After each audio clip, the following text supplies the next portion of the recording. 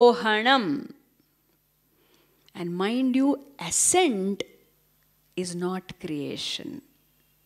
Ascent, logically thinking, is dissolution. Sare-ga-ma-pa-da-ni, sare-ga. There is a sound, though I cannot sing or you cannot sing. So we are on that ascent from the lower to the subtle to the subtlest.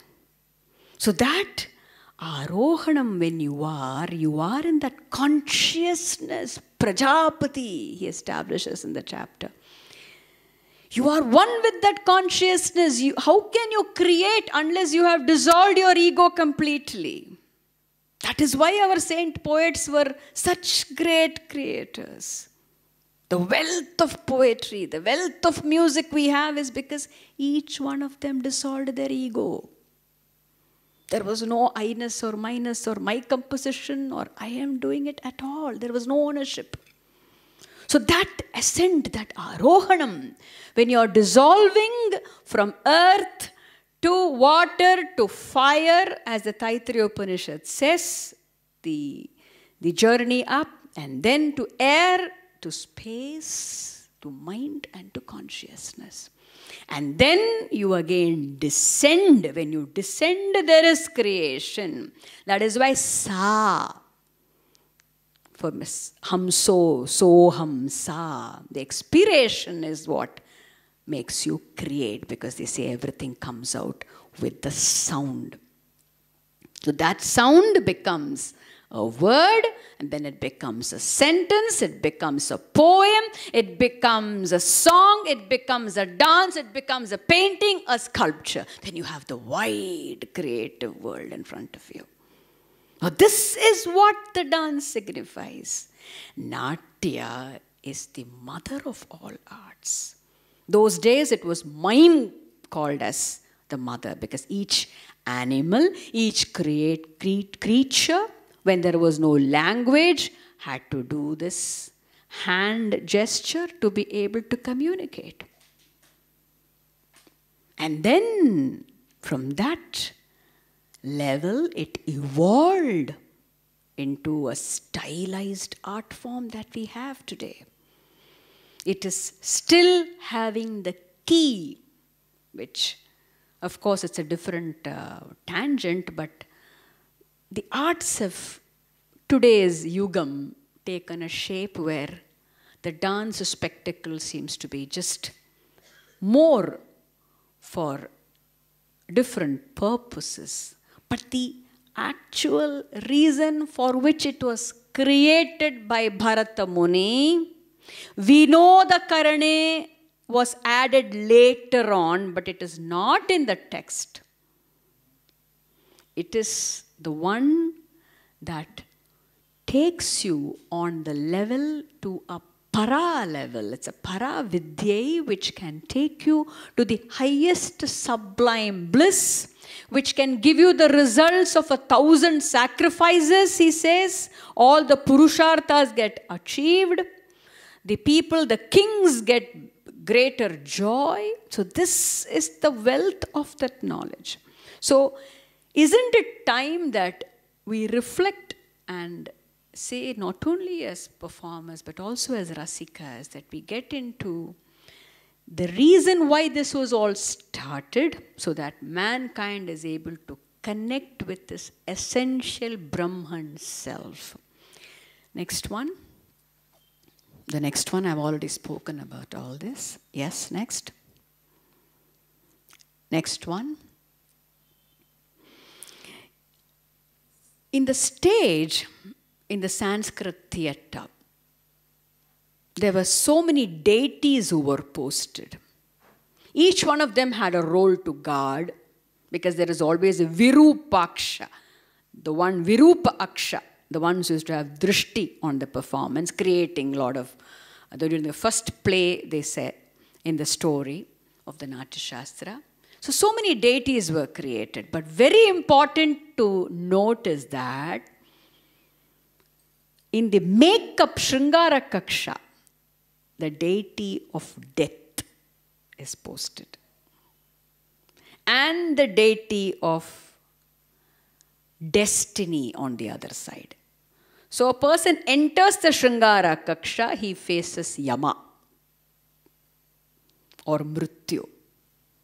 So what does it mean again? That you die your individual ego. You put on your Vesham, you become something like a pan-avatarhood in you.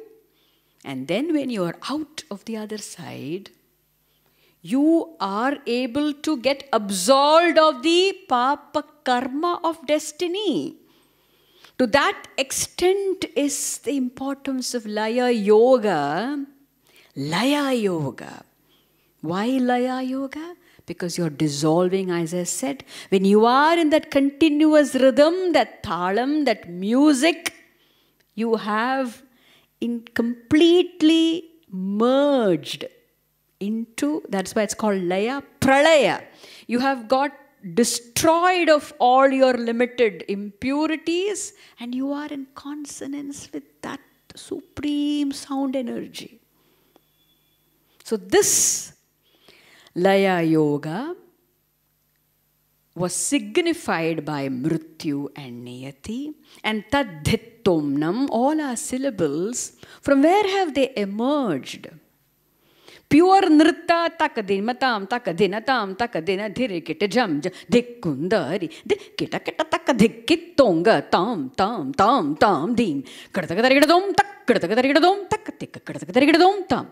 What happens? The vibration in Natvāngam also, the vibration or Konnakol is so much from within. Nabhi, Hrit, Kantha. So where they don't have any meaning, these mnemonic syllables, right? But it is so delightful to hear and see them. So again it connects you to that single point where there's vibration of sound energy.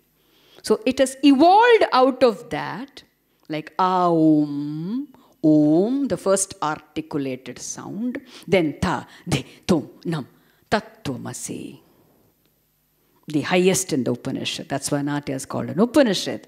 Tattvāloka is the same as Ta-dhi-thom-nam, but nam is added. Very important to add nam because nam is from the root namana.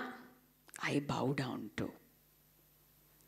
So it is not aham brahmasmi or I the dancer has already reached Brahman or you the spectator is in Brahman all the time. That mistake we cannot commit. Yes, you are able to reach Brahmanhood, you are able to taste it.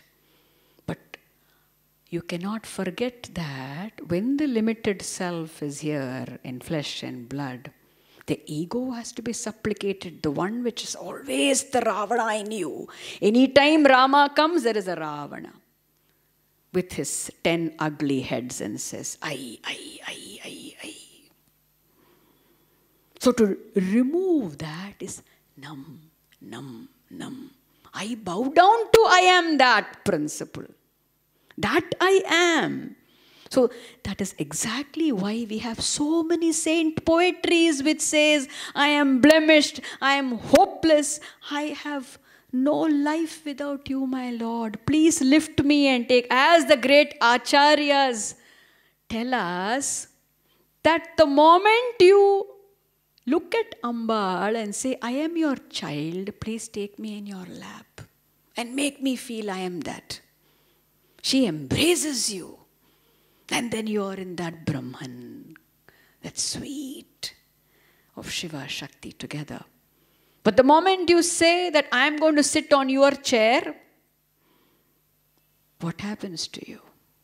So Tad-hi, you may fall the next minute. So Ta-dhi-thom-nam, the Upanishadic terms, Nāṭya is the real therapy for the state that we have today. Undoubtedly. The art form is so much suffused with reality which we can relate to. Even a child, because there's a spectacle in front of his eyes, he's able to see that. He's able to enjoy. Because the bhavas make you feel, yes, this is nothing but a representation of everyday life, says Bharata. But the higher goal is what you remember is each time you do a jati, each time you hear that nada, you are immediately connecting with that supreme consciousness level. Shiva and Shakti dancing. It is not just the stage itself. The Vedika has been consecrated as the entire cosmos is brought here. That's why they had a Yupa Jharjara on the stage. Today we have Nataraja in that place. Because Nataraja, the entire deity also was discovered later in the greatest meditation of the saints much later. We don't have Nataraja reference in Natya Shastra. So then he took the place of the one who guards, the guardian deity. But what does Nataraja signify? Even the symbolism there is the left across the right.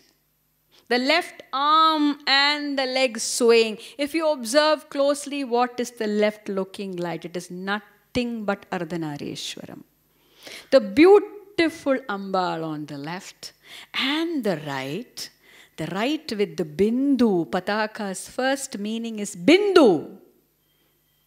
The point which is the pulsating point of creation. The unmoving, unchanging point of the right and the left. She is in fusion with him so that there is creation. But again, to go to him, she opens the doorways. So you point the finger on the left leg, and that opens and comes to the right and rests as Shiva. Rasa, Atmarama is in this point, the center point. So this drama, the changing world of the bhavas and the rasas, and takes you to that unchanging, resting, I am idam, this I am, this dhvani I am. All the time I'm brimming with that life in me, that consciousness and energy in me. Every time I take a breath, it is Shiva and Shakti. And the point between the breath when I'm concentrating, it is that Atman in me, which is the Atman in each and every part outside me, within me, without me. So this understanding of the highest tattva is bared open in the Shastra. But this tantrika, deeper metaphysical elements come to us when we read texts like Tattvāloka of Abhinavagupta. Nāṭya Shastra, he refers to Brahman when he speaks of nirveda or detachment, but he doesn't speak of Shantarasa at all. Bharata. It is added on much later when this same Shantam, Shivam, became the ninth rasa, the substratum, the basic foundation out of which all the other fleeting emotions take place. The one that you truly, essentially are, Aham, Shantam, Shivam. And Shakti is the one who plays this drama before you. Angikam bhuvanam yasya, vachikam sarva vakmayam, aharyam chandrataradi, tam namaha satvikam Shivam. Or any other shloka you can say. Yato hasta tato drishti, yato drishti tato manaha, yato manaha tato bhava, yato bhava tato rasa. But the moment you speak of sense perceptions, drishti, manaha, hasta, you're talking of Shakti. So the path of Trika or Siddhanta or the quest for Atmarama is the path of Shakti. It is only Devi who can take you. It is only her reality. She is the one who is in each and every one of us. There is only Prakriti and there is only one Adi Purusha. In the gross body, we take the shape of man and woman. That's it, because of our prarabdha karma. But otherwise, we are all Devi. So this magical, white magic, not black magic of Tantra. It is the white magic of dance, which is why I call it as the surest and the easiest way. The sense perceptions are the ones that make you recognize you. Obviously, when your eyes and ears and your body is fine, you're looking at something, you recognize that this is Ganesha or this is this bhava, that bhava. But after a while, those sense connections take you to the next level where you know that this is the anger that I know about. And then even after that, after the anger is relinquished on stage, you feel that this is that beautiful sweetness of anger also which I have understood. It is like you get 3 different sweets in your hand. You get a jalebi, you get a payasam, or you get a gulab jamun. Why do you recognize that it is sweet? If you had closed your eyes, yes, your tongue can make out that this is a different one or that's a different one. But what is it that makes you recognize that it is sweet? Sometimes even water is so sweet because you're so thirsty and you want to have water. But is there sugar in the water? No. So that sweetness in you doesn't actually depend on the form of the sweetness given. You understand what I'm saying? That sweetness is already in you, the same which is there in this sweet and that sweet and the third sweet and the fourth sweet. You are able to enjoy the sweetness because sweetness you are. That taste is already in you. And that is exactly what rasa does to you is, you evolve out of the limited confines of the 8 rasas, the ephemeral changing fleets of everyday life, and then you rest in that sweetness, which is aham idam rasa brahman, the sweetness of Atmarama. Next one. The next one. Yes, this is another aspect. As the dance has evolved over the years, there's one aspect of the form of dance that we need to also take note of. Is, as I said about jati and the form, as dancers, we don't hold any instrument. The instrument is the body. The body, the mind, the psyche, all together working in play.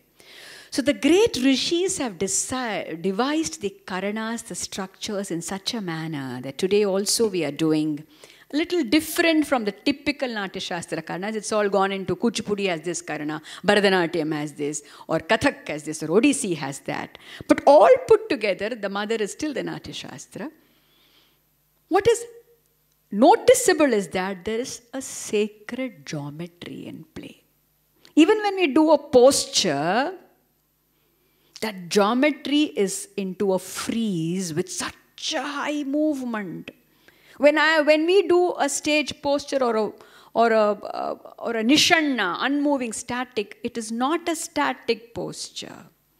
It is very high vibration, very high frequency of speed, which is captured in a freeze, like Nataraja. When you look at him, he's dancing that nadanta level. So there is this very high frequency, inarticulated sound that is being performed when you're standing as a posture. And then you start with the movement. You do a Tayyate movement in a half-sitting posture. You are establishing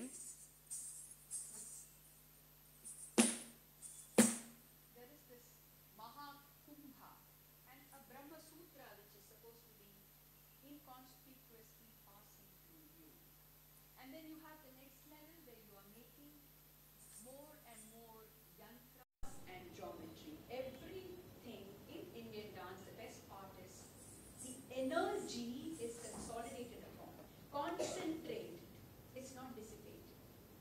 And the entire body and mind gets suffused with that energy. And then it reflects. So this design and form of the dance follows a certain pattern, like a rising flame. So each and every time you are on that ascent. So as bhava makes you connect to the Atmarama, the other aspect, which is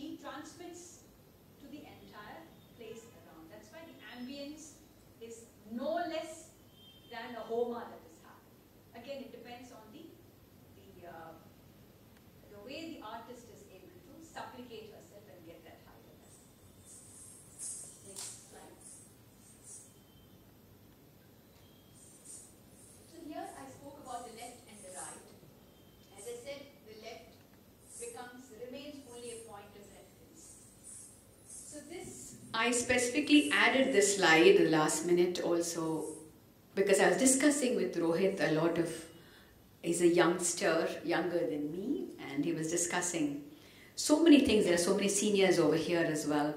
So what are the problems that today's youth is facing? So we're going on to a slightly different topic, was how I came about here and certain points that he wanted to emphasize, like he started this, his talk today, was how the values are deteriorating because there's so much importance given to matter. Everything today is weighed in terms of how much you can earn. It's all a capital market. And India also, last so many years, definitely not more than 100, 200, but we have lost a wealth of our Sanskrit or our ethos to a considerably bad extent. But it is time to take it forward. The shift from matter, science comes up with their own theories, like he says, that we just think of any abstract point, so they are doing the same thing. So they say that there is nothing per se called matter today. It's nothing but energy which has become condensed as form.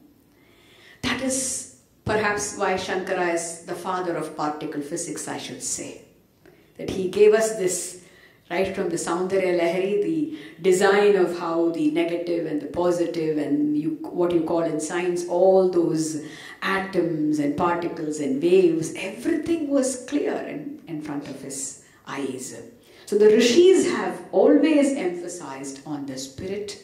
Indian pathways, always, whether it is arts also, it is always giving to the deities. And we believe in homas, we believe in bringing the gods to the earth to protect us. We don't believe that everything here is for human consumption alone. So that shift from the left, symbolically the left which is matter, Shakti is of so many different levels. Moola Prakriti, Jada Prakriti. So when you are attached to that, which is today's world, increasingly we see every day we have these happenings. So there is a time which now the arts have to move forward towards taking a generation from the left to the right, where the heart resides, where this Dhvani resides, where Atmarama, that consciousness resides. We have to make this shift to the this transcendental shift which the art itself shows us, and that is why I am joining my full support as I'm standing here to this great movement that you have tried to establish, is Rama Rajya, the kingdom where there is only true bliss of Atman. And of course, we cannot denounce and say that the world is mithya, no, but the order of the world has to be led properly so that everything happens without chaos as is happening now, with the proper rhythm. The rhythm of the dance can be brought in as a rhythm of everyday life for all our generations to come. So this slide I added on last just to emphasize him. He's the last, I think it's done. There's one conclusion. Yes, sweetness of, I said about the entire graph of the rasas also take you to the Atmarama, which is Shantanubhavam. Next one. I just want to emphasize, moral lessons are embedded within oneself as realized during Nāṭya. All of us know what is good, what is bad. An old man, a young child, anyone who is even a thief will know what is right, what is wrong, what is right. He may not be doing the right thing, but if you ask him, are you doing something right, he will not have an answer. So deep down, everyone knows what is a moral lesson. But today again we have lost that in our schools. We don't have moral lessons being taught as a moral science. So this is again a movement which has to start We have to revamp that. Our gurukulams and pathashalas, whatever values we had, should get into our curriculum. And Nāṭya, such lessons can help because they reflect exactly what moral lessons are, or dharma is, or righteousness is shown very much on the stage. The self of the self-realized yogin experiences itself as a sheer actor in the drama of life, in the world playing various roles in the outer being, but remaining absolutely detached. That is why the Shanta Rasa is important. If you continue to get into the character all the time and off the stage and lose your balance, you're not doing the right thing. You will have a lot of issues. You have to remember that you're only an actor. You get into the character, almost touch the character. So everyone recognizes, because I have not seen Rama. Have you seen Rama? Have you seen Krishna? Have I seen Krishna? None of us. So many generations. I mean, as such Krishna. But we know Krishna. You know Rama. We know Rama. We know Yashoda. We know Radha. We know Jesus. We know every deity who is propitiated. How do we know it? Though our senses have not seen them. So this is what happens, is the consciousness of that character descends into the actor for that play. And also into the spectator, the consciousness is captured. Yes, Pa, Veera Rama, Rama, Rama, Rama. You get carried away. Or Krishna, oh, he's such a darling. Immediately you are captured by that. So there is, as even Kalidasa and great poets say, there is a remembrance of past births also in this. Somewhere in the act you are able to connect. Yes, I know this person for so many eons of years. I am very much close to him. So you are completely out of the limitations. You dance and you forget your body. But you are training the body again. You are training. That is the beauty of our classical system, is you train that yantra with the mantra, the japam, the song, completely in you, and the tantra, the science of the vyabhichari bhava, this bhava, that bhava, years it takes to master it. Because you are able to get into that level of rasa, which makes you completely in one with the highest consciousness of the deities. Beyond that, actually the domain of complete Shivahood. So this is possible only when you remember all along that you are a witness, you are a sakshi. The right is telling you, you are a sakshi. The left is doing all the drama. You are a witness to yourself. After a while you will see, oh, there I am, sitting and watching me dancing. There I am in the rasika, that this is not me. So this is exactly the bhava astita prajna, as per Bhagavad Gita, is supposed to have. This is exactly what all our texts tell us. Please remember, you are here only for a short time. Do your role. What is your role? Remember your role, do it. Don't get attached to it.